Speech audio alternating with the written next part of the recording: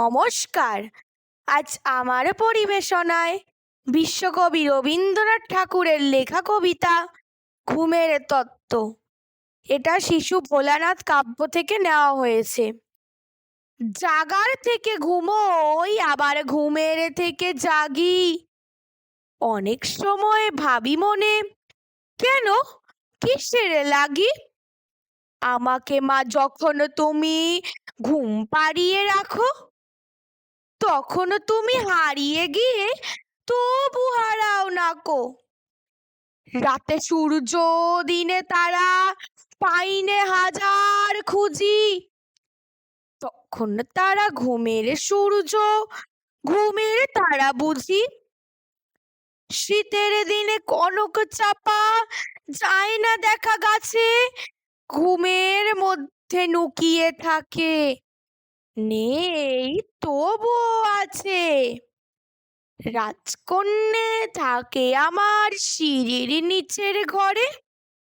দাদা বলেন, দেখিয়ে দে তো, বিশ্বাস না করে।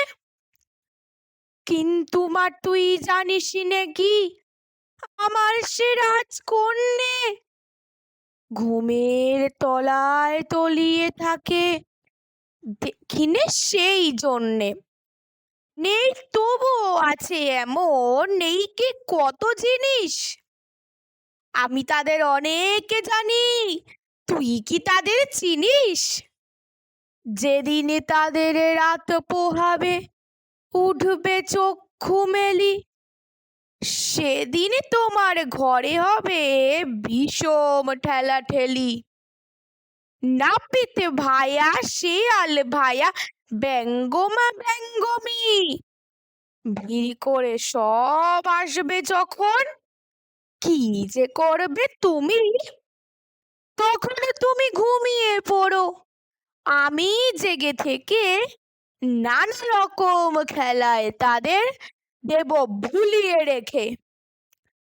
তারপরে যেই জাগবে তুমি, লাগবে তাদের ঘুম, তখনও কোথাও কিচ্ছুই নেই, সমস্ত নিঝুম। নমস্কার।